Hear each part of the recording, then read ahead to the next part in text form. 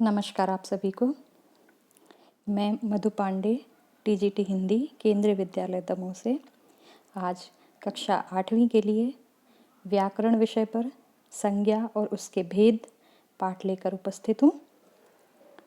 तो प्यारे बच्चों, आइए सबसे पहले हम जानते हैं कि संज्ञा क्या है। जैसा कि आप पढ़ते आए हैं कि संज्ञा किसी व्यक्ति, वस्तु, स्थान या भाव के नाम वाले शब्द होते हैं। संज्ञा क्या होते हैं? नाम वाले शब्द। ठीक है, तो सबसे पहले मैं आपको यहाँ पर कुछ चित्र दिखाऊंगी और उन चित्रों के साथ ही कुछ वाक्य दिए हुए हैं जिनको कि आपको ध्यान से पढ़ना है। सबसे पहला वाला चित्र देखिए, ये है किसान खेत में हल जोत रहा है ना। आपको एक चित्र दिख रहा है जिसमें किसान खेत में हल जोतता हुआ दिखाई दे रहा है। डॉक्टर अस्पताल जा रहा है, दूसरे चित्र में डॉक्टर अस्पताल जा रहा है। अब देखिए महात्मा गांधी जी का चित्र है और जवाहरलाल नेहरू जी का चित्र है। तो महात्मा गांधी ने हमेशा अहिंसा का पालन किया। जवाहरलाल नेहरू देश के प्रथम प्रधानमंत्री थे। इनको तो आप बहुत अच्छे से जानते होंगे बच्चों। ये हमारे देश के महापुरुष हैं और महान स्वतंत्रता सेनानी हैं। 5वां वाक्य देखिए, वैष्णो देवी के मंदिर जाने के लिए बहुत ऊंची चढ़ाई है। 6वां वाक्य, हमें अच्छे व्यक्तियों से मित्रता करनी चाहिए, शत्रुता नहीं। 7वां वाक्य देखिए, साहस और अच्छाई हमेशा विजय प्रदान करते हैं। 8वां वाक्य देखिए, बुढ़ापे के कारण बदलू बहुत कमजोर हो गया। ये वाक्य आपने पढ़े। इन वाक्यों में कुछ शब्दों को मैंने नीले रंग से लिखा हुआ है। ये जो नीले रंग से लिखे हुए शब्द हैं, जैसे कौन कौन से शब्द हैं? डॉक्टर, जवाहरलाल नेहरू, किसान, व्यक्तियों, महात्मा गांधी, वैष्णो देवी, बदलू, है ना। ये कौन है? ये व्यक्तियों के नाम हैं। ये किसके नाम हैं? व्यक्तियों के नाम हैं। फिर इन्हीं वाक्यों में से देखिए, अस्पताल, देश, खेत, मंदिर, ये सभी क्या हैं? ये स्थानों के नाम हैं। ये सभी क्या हैं? ये स्थानों के नाम हैं। फिर इसी में हल एक नाम दिया हुआ है। हल क्या होता है? वस्तु है जो कि किसान खेती के समय अपने खेतों में उपयोग करता है। ठीक, तो हल क्या है? वस्तु का नाम है। अब इसके बाद मित्रता, शत्रुता, अहिंसा, अच्छाई, साहस, बुढ़ापा, चढ़ाई, ये सभी क्या है? ये सभी भाव, गुण तथा अवस्था के नाम हैं, है ना। ये सभी क्या हैं? भाव, गुण तथा अवस्था के नाम हैं। ठीक है ना बच्चों। तो ये शब्द जो नीले रंग से लिखे गए हैं, ये सभी संज्ञा के बारे में बता रहे हैं। ठीक है, ये सभी क्या हैं? ये नाम वाले शब्द हैं और ये संज्ञा बता रहे हैं हमें। ये संज्ञा वाले शब्द हैं। तो अब हम संज्ञा की परिभाषा देखते हैं। तो संज्ञा की परिभाषा क्या होगी? संज्ञा की परिभाषा है, जिस शब्द से किसी व्यक्ति, वस्तु, स्थान, गुण अथवा भाव के नाम का बोध होता है, उसे संज्ञा कहते हैं। ठीक, संज्ञा आपको समझ में आ गया? किसी भी व्यक्ति, वस्तु, स्थान, गुण अथवा भाव का नाम। ठीक, तो संज्ञा क्या हो गया? नाम वाले शब्द। ठीक है, चलिए तो अब हम देखते हैं संज्ञा के भेद। भेद यानी प्रकार। ठीक, तो संज्ञा के मुख्य 3 प्रकार हैं। कौन कौन से? पहला है व्यक्तिवाचक संज्ञा, जिसे हम इंग्लिश में बोलते हैं प्रॉपर नाउन। दूसरा है जातिवाचक संज्ञा, जिसे हम इंग्लिश में बोलते हैं कॉमन नाउन। और तीसरा है भाववाचक संज्ञा, इसको हम बोलते हैं इंग्लिश में एब्स्ट्रैक्ट नाउन। ठीक है, तो संज्ञा के कितने भेद हैं? 3 भेद हैं। कौन कौन से? व्यक्तिवाचक संज्ञा, जातिवाचक संज्ञा और भाववाचक संज्ञा। चलिए अब हम सबसे पहले देखते हैं व्यक्तिवाचक संज्ञा किसे कहते हैं। ठीक बच्चों, सबसे पहले मैंने कुछ वाक्य दिए हुए हैं, पहले हम इन वाक्यों को पढ़ेंगे। ठीक है, तो वाक्य जो पहला है वो है, विराट कोहली ने सिडनी में ऑस्ट्रेलिया के विरुद्ध अच्छी बल्लेबाजी की। दूसरा वाक्य है, मुरारी बापू ने अगस्त में आगरा में आयोजित धर्म सम्मेलन में रामचरितमानस का पाठ किया। तीसरा वाक्य है, पंजाब राज्य के अमृतसर में स्थित स्वर्ण मंदिर बहुत प्रसिद्ध है। तो बच्चों, ऊपर लिखे गए वाक्यों में जो लाल शब्द हैं उन पर आप ध्यान देंगे। लाल शब्द कौन कौन से हैं? विराट कोहली, सिडनी, ऑस्ट्रेलिया, मुरारी बापू, अगस्त, आगरा, रामचरितमानस, पंजाब, अमृतसर, स्वर्ण मंदिर, है ना। ये लाल शब्द इन वाक्यों में लिखे गए हैं। ये सभी लाल शब्द किसी विशेष व्यक्ति, किसी विशेष वस्तु या किसी विशेष स्थान के नाम का हमें बोध करा रहे हैं। ठीक, जैसे ही हमने नाम लिया विराट कोहली, तुरंत हमारे मन मस्तिष्क में एक चित्र उभरता है विराट कोहली का। हमने कहा मुरारी बापू, तुरंत ही हमारे मन में एक चित्र उभरता है किसका? मुरारी बापू का। ठीक है ना। जैसे ही आप अपनी माँ के बारे में सोचते हैं वैसे ही आपके मन में आपकी माँ का चित्र उभर जाता है। जैसे ही आप अपने प्रिय मित्र के बारे में सोचते हैं उसका चित्र उभर जाता है। ठीक, अपने भाई अपने बहनों के बारे में सोचते हैं तो आपके मन में उनके चित्र उभर जाते हैं। तो हम जब भी जिसका नाम लेते हैं और उस विशेष व्यक्ति या विशेष वस्तु या विशेष स्थान का नाम लेते ही उसका चित्र जब हमारे मन में, हमारे मस्तिष्क में उभर आता है तो वह कहलाता है व्यक्तिवाचक संज्ञा। तो ये जो लाल रंग से जो शब्द लिखे गए हैं ये सभी व्यक्तिवाचक संज्ञा के उदाहरण हैं। ठीक, अब हम इनकी परिभाषा देखते हैं।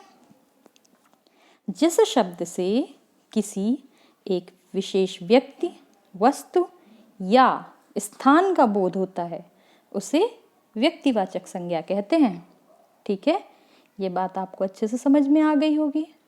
अब जैसे हम कहें कि व्यक्तियों के नाम कुछ भी हो सकते हैं, आपका नाम, आपके दोस्त का नाम, आपके माँ, आपके पिताजी का नाम, भाई बहनों का नाम, है ना।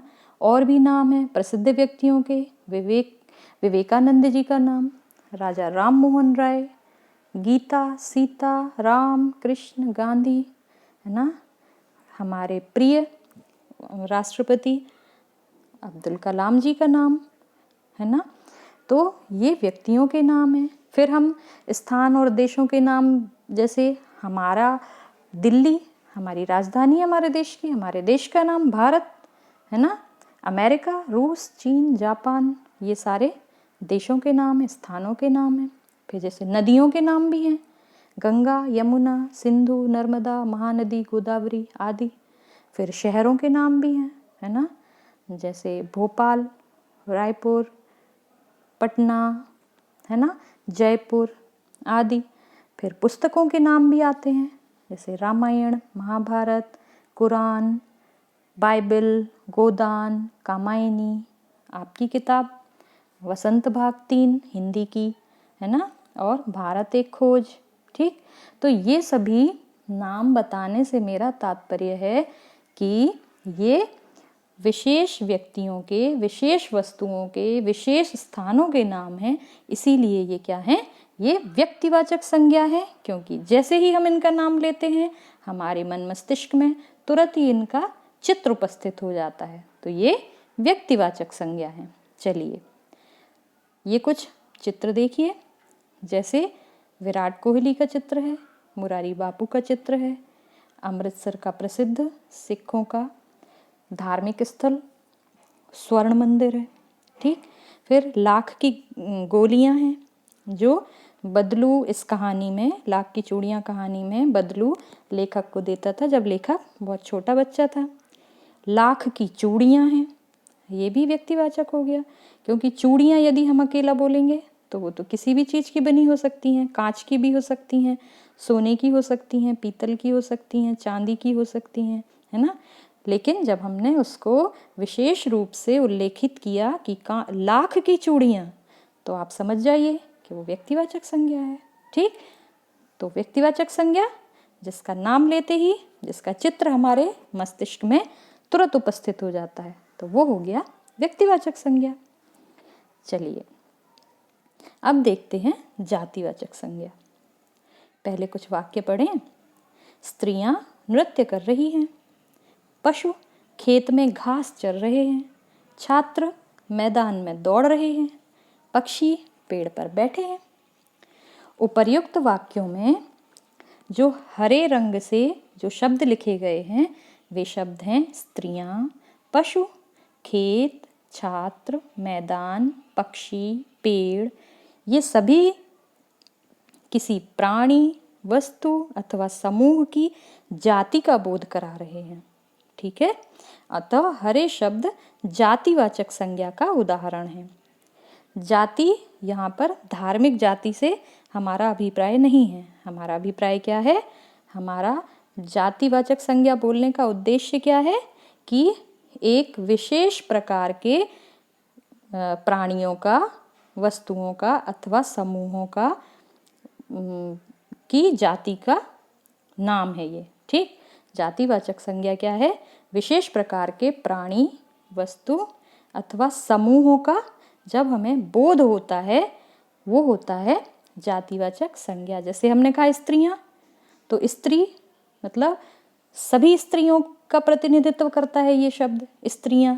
ठीक, हमने कहा पशु, तो जितने भी पशु पाए जाते हैं उन सभी पशुओं का प्रतिनिधित्व करता है ये शब्द पशु। फिर हमने कहा छात्र, छात्र भी सारे छात्रों का प्रतिनिधित्व करता है। ठीक, पक्षी, तो सारे पक्षियों के बारे में जब हम सामूहिक रूप से एक शब्द उपयोग करते हैं तो वो होता है पक्षी, है ना। यदि हम कहेंगे तोता तो वो अलग हो जाएगा, लेकिन हमने तो कहा पक्षी, इसमें तो विभिन्न प्रकार के पक्षी आ जाएंगे। इसी तरह से पेड़, ये भी जातिवाचक संज्ञा है। क्यों? पेड़ भी अपने आप में सभी पेड़ों को समाहित किए हुए है ये शब्द, है ना। हमने कहा नीम का पेड़ तो वो अलग हो जाएगा, व्यक्तिवाचक हो जाएगा, लेकिन हमने जब कहा पेड़ तो इस पेड़ के अंतर्गत सभी तरह के पेड़ जितने भी दुनिया में पाए जाते हैं वे सब आ जाएंगे। तो ये पेड़ शब्द पूरे विश्व में पाए जाने वाले विभिन्न प्रकार के पेड़ों का प्रतिनिधित्व करता है, उनके बारे में बताता है, उनकी जाति का बोध कराता है हमें। ठीक, तो इस तरह से जो जातिवाचक संज्ञा है उसमें क्या होता है कि व्याकरण के दृष्टिकोण से समूहों की जातियां सुनिश्चित की गई हैं, ना कि धार्मिक दृष्टिकोण से। ठीक, मुझे लगता है आपको समझ आ गया होगा जातिवाचक संज्ञा। अब परिभाषा देखिए। जिन शब्दों से किसी प्राणी, वस्तु या समूह की जाति का बोध होता है उन्हें जातिवाचक संज्ञा कहते हैं। ठीक, आया समझ में? अब कुछ चित्र देखिए। देखिए, पेड़ पर पक्षी बैठे हैं, है ना। हमने ये तो नहीं कहा कि पेड़ पर तोता बैठा है, हमने कहा पेड़ पर पक्षी बैठे हैं। ये पक्षी विभिन्न तरह के पक्षी एक साथ बैठे हैं, अतः ये पक्षियों की जाति का बोध करा रहे हैं। स्त्रियां नाच रही हैं, कोई एक स्त्री होती तो उसका विशेष नाम होता, हम उसे नाम से जानते तो वो व्यक्तिवाचक संज्ञा हो जाता, लेकिन यहाँ पर तो बहुत सारी स्त्रियां मिलके नाच रही हैं, इसीलिए ये स्त्री जाति का बोध करा रही हैं। फिर छात्र खेल रहे हैं, यदि एक छात्र होता तो हम उसको उसके नाम के हिसाब से जानते, है ना, उसके नाम से जानते तो वो व्यक्तिवाचक संज्ञा हो जाता, लेकिन यहाँ पर तो बहुत सारे छात्र एक साथ मिलकर खेल रहे हैं, दौड़ रहे हैं, है ना। तो ये सारे छात्र इस छात्र शब्द की प्रधानता का हमें बोध करा रहे हैं, और छात्र शब्द में ये सभी छात्र समाहित हैं, ये सभी छात्रों का समूह समाहित है, तो ये जातिवाचक संज्ञा है। अब पशु खेत में चर रहे हैं, तो पशु चर रहे हैं, हमें ये नहीं मालूम कौन से पशु चर रहे हैं, ये पूरा पशुओं का एक समूह है, इसीलिए ये जातिवाचक संज्ञा है। ठीक, जातिवाचक संज्ञा आपको समझ में आ गया। अब जैसे जातिवाचक संज्ञा में जैसे मनुष्य जाति हो गई, उसमें क्या क्या हम बोल सकते हैं, आदमी, औरत, लड़का, लड़की, भाई, बहन, माता, पिता, पत्नी, पति, है ना, ये सब मनुष्य जाति हो गई। अब जैसे वस्तुएं, वस्तुएं तो कितनी सारी हैं, ठीक है ना, पुस्तक, घर, मशीन, कलम, टेबल, है ना, ये सारी वस्तुएं हो गई।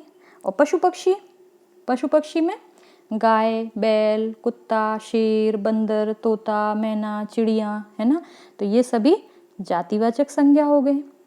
फिर पद या व्यवसाय भी होता है, ठीक है, जैसे लेखक, खिलाड़ी, व्यापारी, शिक्षा, वाणिज्य, है ना, ये सारे के सारे क्या हो गए, पद हो गए। तो ये सभी एक विशेष समूह की जाति का बोध करा रहे हैं, इसीलिए ये सब जातिवाचक संज्ञा है। अब इसके बाद देखेंगे हम कि भाववाचक संज्ञा क्या है। जो भाववाचक संज्ञा होती है ना, पहले हम कुछ वाक्य देखते हैं। देखिए, भारतीय सैनिकों ने वीरता से युद्ध किया, ठीक। दूसरा है, प्रेमचंद द्वारा लिखित बूढ़ी काकी कहानी में बुढ़ापे में आने वाली परेशानियों पर प्रकाश डाला गया है। फिर तीसरा वाक्य है, कोयल की बोली में बहुत मिठास होती है। फिर चौथा वाक्य है, बचपन में सभी को खिलौने बहुत पसंद होते हैं, ठीक। अब इन वाक्यों में जो लाल रंग के शब्द हैं, जो रेखांकित शब्द हैं, वो हमें कुछ विशेष बातों का बोध करा रहे हैं। क्या बातों का बोध करा रहे हैं? वे हमें बता रहे हैं कि क्या, जैसे भारतीय सैनिकों ने वीरता से युद्ध किया, ठीक। अब हम सैनिकों को तो देख सकते हैं, पर क्या आप वीरता को देख सकते हो, छू सकते हो? अच्छा, अब हमने देखा कि प्रेमचंद द्वारा लिखित बूढ़ी काकी कहानी में बुढ़ापे में आने वाली परेशानियों पर प्रकाश डाला गया है। अब हम बूढ़ी काकी को तो देख सकते हैं, है ना, लेकिन क्या आप बुढ़ापे को देख सकते हो, है ना, क्या उसको छू सकते हो? नहीं। हम बूढ़े व्यक्ति को देख सकते हैं, बूढ़े व्यक्ति को छू सकते हैं, लेकिन बुढ़ापा, इसको हम ना देख सकते हैं ना इसको छू सकते हैं। इसी तरह से देखिए, कोयल की बोली में बहुत मिठास होती है, ठीक है, हम कोयल को देख सकते हैं, लेकिन क्या आप मिठास को देख सकते हैं? क्या हम मिठास को छू सकते हैं? नहीं छू सकते हैं मेरे ख्याल से, है ना। फिर बचपन में सभी को खिलौने बहुत पसंद होते हैं, ठीक है, खिलौने हम सभी देखते हैं, सभी को पता है खिलौने कैसे होते हैं, सभी बच्चे खिलौने बहुत पसंद करते हैं और उनसे खेलते हैं। लेकिन हम बच्चे को छू सकते हैं, है ना, बच्चे को देख भी सकते हैं जो खिलौने से खेलेगा, लेकिन क्या हम बचपन को छू सकते हैं? नहीं छू सकते ना बच्चों। तो जो ये रेखांकित शब्द हैं, ये गुण, दोष, अवस्था, भाव आदि का बोध करा रहे हैं, है ना, ये मन के भाव हैं, ठीक है। अतः रेखांकित शब्द भाववाचक संज्ञा हैं। तो भाववाचक संज्ञा में आपको एक बात बहुत ध्यान से याद रखनी चाहिए, और वो ये है कि भाववाचक संज्ञा को ना तो देख सकते हैं और ना ही इन्हें स्पर्श कर सकते हैं, छू सकते हैं, है ना ही इनको छू सकते हैं। इनका अनुभव सिर्फ हमारा मन या हृदय कर सकता है, ठीक है, सिर्फ हमारा मन या हृदय इन भावों को अनुभव करता है, ठीक। हम इनको ना देख सकते हैं ना छू सकते हैं। तो भाववाचक संज्ञा के बारे में आपको एक बात हमेशा याद रखनी है, और वो ये है कि भाववाचक संज्ञा से उन गुणों का बोध होता है जिसका अनुभव हमारा मन करता है, हमारा हृदय कर सकता है, किंतु हम उन्हें ना तो स्पर्श कर सकते हैं ना देख सकते हैं, और ये ही भाववाचक संज्ञा कहलाते हैं, ठीक है। जैसे प्रेम, क्रोध, शत्रुता, मिठास, द्वेष, मित्रता, ईमानदारी, है ना, आदि, ये सभी शब्द हम इन्हें सिर्फ महसूस कर सकते हैं, हम इन्हें सिर्फ अनुभव कर सकते हैं, लेकिन हम इन्हें ना देख सकते हैं ना छू सकते हैं। अब देखो बच्चों, भाववाचक संज्ञा होती हैं जो, उनका निर्माण हमेशा जातिवाचक संज्ञा, सर्वनाम, विशेषण और क्रिया, इन शब्दों से ही किया जा सकता है। ठीक है, तो भाववाचक संज्ञाओं का निर्माण सबसे पहले हम देखते हैं जातिवाचक संज्ञा शब्दों से। तो जातिवाचक संज्ञा शब्द है बच्चा, भाववाचक संज्ञा शब्द है बचपन, जातिवाचक संज्ञा शब्द क्या है मानव, भाववाचक मानवता, जातिवाचक संज्ञा बूढ़ा, भाववाचक संज्ञा बुढ़ापा, जातिवाचक संज्ञा माता, भाववाचक संज्ञा मातृत्व, जातिवाचक संज्ञा भाई, भाववाचक संज्ञा भाईचारा, जातिवाचक संज्ञा सेवक, भाववाचक संज्ञा सेवा। ठीक है, तो ये संज्ञाएं जो जातिवाचक संज्ञाएं हैं, जब हम इन्हें भाववाचक संज्ञाओं में परिवर्तित करते हैं तब आप देखते हैं कि वे एक भाव में परिवर्तित हो जाती हैं, जिन्हें हम सिर्फ महसूस कर सकते हैं, जिन्हें हम छू नहीं सकते। ठीक, इसी तरह से सर्वनाम शब्दों से भाववाचक संज्ञा बनाएंगे तो वो कैसे बनेंगी, जैसे सर्वनाम है पराया, भाववाचक संज्ञा बनेगी परायापन, सर्वनाम है अहम, भाववाचक संज्ञा बनेगी अहंकार, सर्वनाम है आप, भाववाचक संज्ञा बनेगी आपा, सर्वनाम है मम, भाववाचक संज्ञा बनेगी ममत्व, सर्वनाम है अपना, तो इसकी भाववाचक संज्ञा क्या बनेगी अपनापन। अभी बच्चों मैंने आपको बताया था ना कि विशेषण शब्दों से भी भाववाचक संज्ञाएं बनती हैं, तो कैसे बनेंगी विशेषण शब्दों से भाववाचक संज्ञाएं, चलिए देखते हैं। विशेषण है गहरा, इससे भाववाचक संज्ञा बनी गहराई। विशेषण है कोमल, भाववाचक संज्ञा क्या बनी कोमलता। विशेषण है बुरा, भाववाचक संज्ञा बनी बुराई। विशेषण है सुंदर, भाववाचक संज्ञा बनी सुंदरता। विशेषण है भूखा, भाववाचक संज्ञा बनी भूख। विशेषण है कायर, भाववाचक संज्ञा बनी कायरता। विशेषण है निडर, भाववाचक संज्ञा बनी निडरता। विशेषण है मीठा, भाववाचक संज्ञा बनी मिठास। विशेषण है अच्छा, भाववाचक संज्ञा बनी अच्छाई। जैसे कि एक उदाहरण से मैं आपको समझाऊं, जैसे गहरा और गहराई। तालाब बहुत गहरा है, ये तालाब की विशेषता हो गई, गहरा शब्द है ना। लेकिन जब हमने कहा कि तालाब की गहराई 100 फीट है, तो गहराई क्या बन गया भाववाचक विशेष संज्ञा। ठीक है, जो विशेषण शब्द गहरा से बना है। ठीक, अब देखते हैं क्रिया शब्दों से भाववाचक संज्ञाओं का निर्माण कैसे होता है। तो क्रिया शब्द है खेलना, और इसकी भाववाचक संज्ञा बनी खेल। क्रिया शब्द है चुनना, भाववाचक संज्ञा बनी चुनाव। काटना क्रिया, कटाई भाववाचक संज्ञा। जीतना क्रिया, जीत भाववाचक संज्ञा। कूदना क्रिया, कूद भाववाचक संज्ञा बन गई। चलना क्रिया है, चाल भाववाचक संज्ञा बन गई। थकना क्रिया और थकावट भाववाचक संज्ञा बन गई। उड़ना क्रिया, उड़ान भाववाचक संज्ञा बन गई।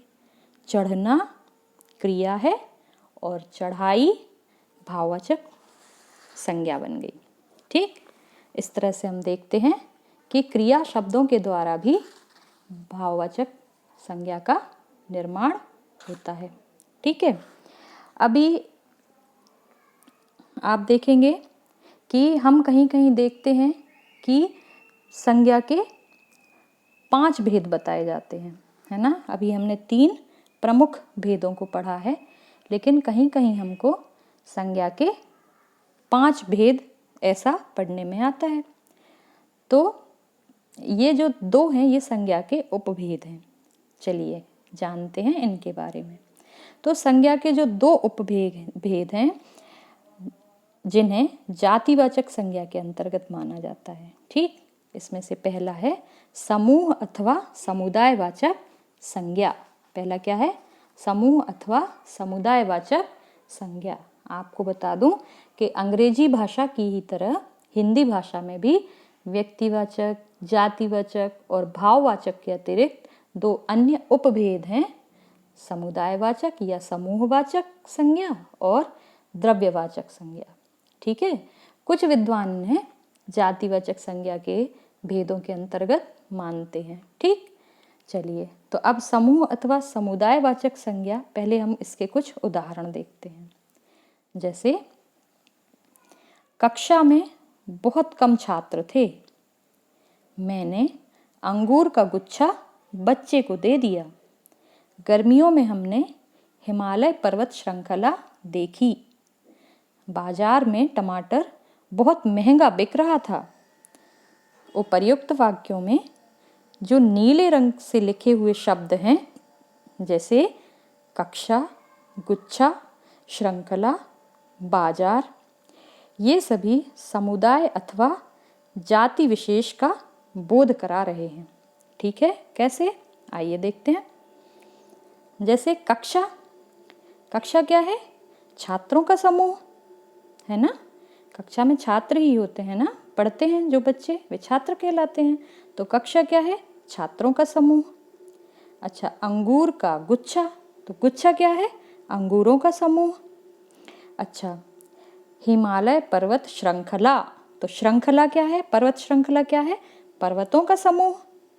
अच्छा, बाजार, बाजार में टमाटर बहुत महंगा बिक रहा था, तो बाजार क्या है? बाजार है दुकानों का समूह। तो इस तरह से आपने देखा कि जिन शब्दों से एक ही जाति के व्यक्तियों, वस्तुओं अथवा स्थानों के समूह या समुदाय का बोध होता है, उन्हें समूह अथवा समुदायवाचक संज्ञा कहते हैं। ठीक है, अब जो समुदायवाचक संज्ञा है ना, इसमें आपको एक बात याद रखना है कि इन्हें बदला नहीं जा सकता। ठीक है, जैसे श्रृंखला, पर्वतों की श्रृंखला है ना। जैसे कि हम कहेंगे कि गुच्छा, अंगूरों का गुच्छा, तो इनका कभी भी इन्हें बदला नहीं जाता है, ये ऐसे ही रहते हैं। ठीक, एक वचन में। और जब ये बहुवचन में प्रयुक्त होते हैं तो ये जातिवाचक संज्ञा बन जाते हैं। ठीक, अभी देखिए दूसरी संज्ञा का प्रकार है द्रव्यवाचक संज्ञा। हम संज्ञा के उपभेद पढ़ रहे हैं, है ना, जो कि जातिवाचक संज्ञा के अंतर्गत आते हैं। एक हमने पढ़ लिया समूह अथवा समुदायवाचक संज्ञा, अब हम दूसरा पढ़ रहे हैं द्रव्यवाचक संज्ञा। ठीक, चलिए पहले आप कुछ वाक्य देखिए। इस बार मंडी में लोहे के दाम आसमान छू रहे हैं।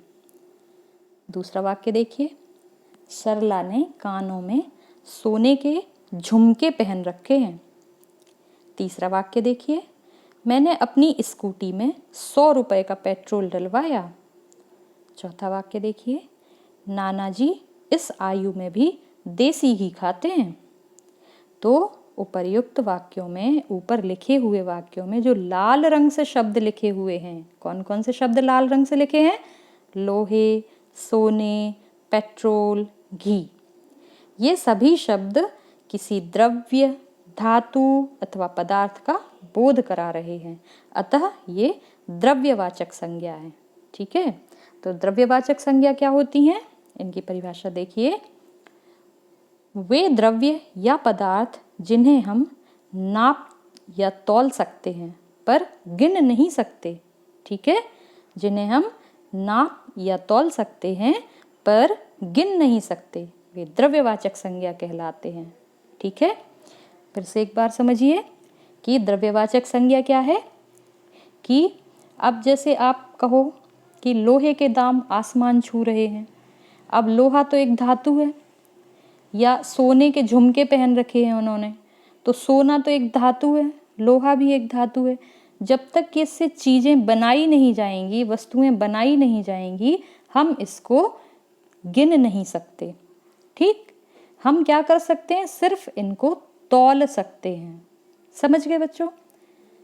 लोहे और सोने की धातु को सिर्फ तौल कर, नाप तौल करके ही हमें उनके बारे में पता चल सकता है। हम इनको गिन नहीं सकते, लेकिन हम कब गिन सकते हैं, जब हम इनसे वस्तुएं बना लेंगे।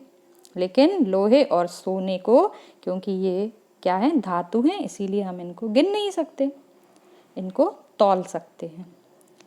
अब पेट्रोल या घी, इसको भी हम गिन नहीं सकते, है ना। ये क्या है, ये क्योंकि द्रव पदार्थ हैं, तो इनको हम नापते हैं। कैसे नापते हैं, लीटर से नापते हैं। ठीक है, तो इसीलिए द्रव्यवाचक संज्ञा में वे द्रव्य या पदार्थ जिन्हें हम नाप या तौल सकते हैं पर गिन नहीं सकते हैं, वे द्रव्यवाचक संज्ञा कहलाते हैं।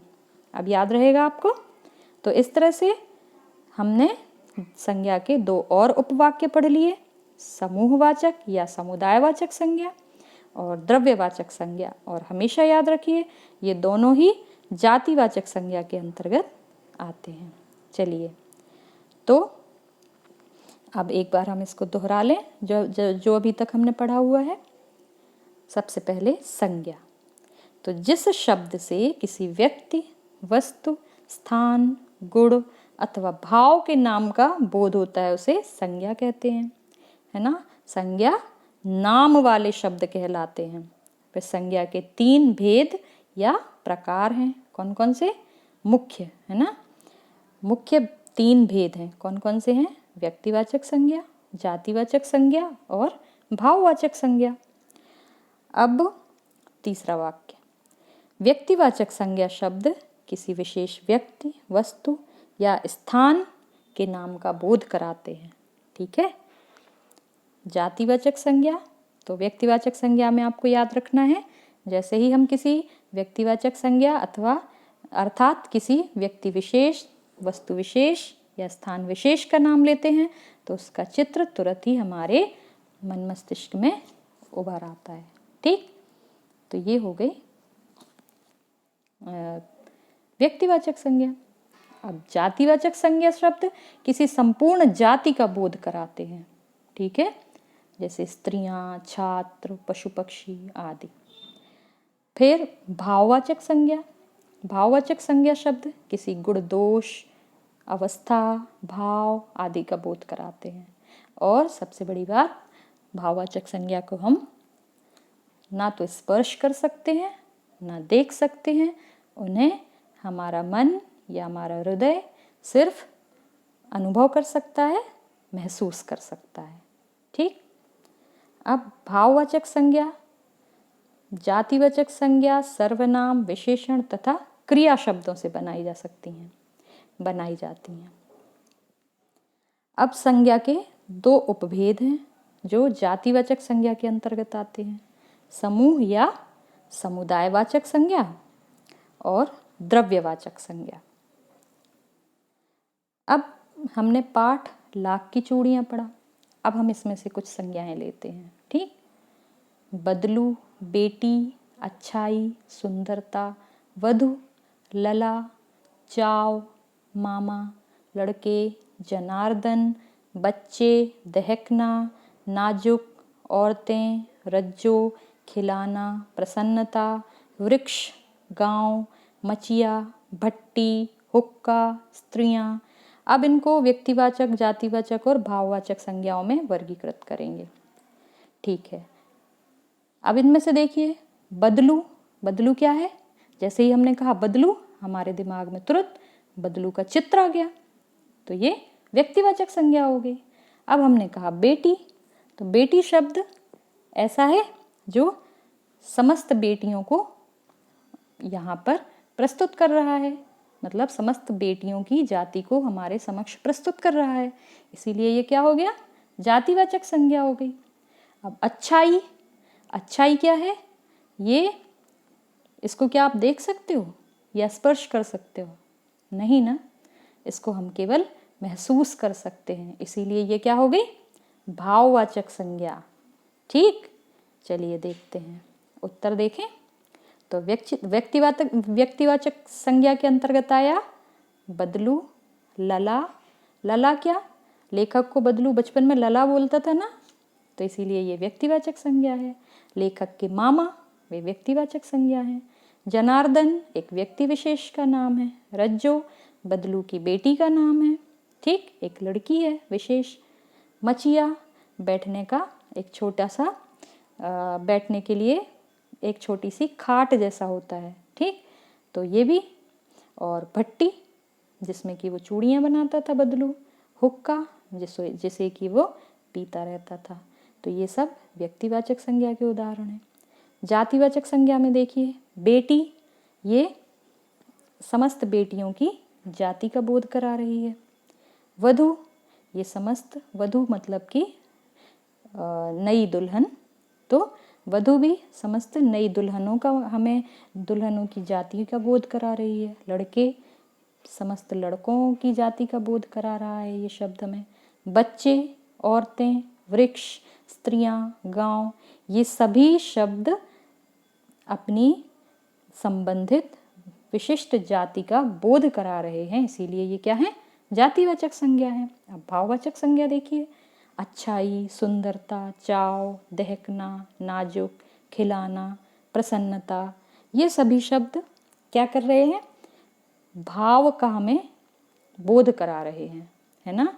ये सभी शब्द जो हैं ये गुण, भाव, दशा आदि का हमें बोध करा रहे हैं, इसीलिए ये भाववाचक संज्ञा है। तो बच्चों, मुझे आशा ही नहीं पूरा विश्वास है कि आपको संज्ञा तथा उसके भेद अच्छे से समझ में आ गए होंगे। इसी के साथ बच्चों, मैं आपसे विनम्र अनुरोध करना चाहूँगी कि कोविड-19 जो महामारी अभी सारे विश्व में फैली हुई है, उससे हमें अपने आप को सुरक्षित रखना है। बार बार अपने हाथों को धोना है और अपने घर से बाहर कतई नहीं निकलना है ना। हमें अपने आप को सुरक्षित रखना है। इसीलिए बच्चों, आप हमारे लिए बहुत विशेष हैं। ठीक, तो इसी के साथ मैं अपना पाठ यहीं पर समाप्त करती हूँ। नमस्कार।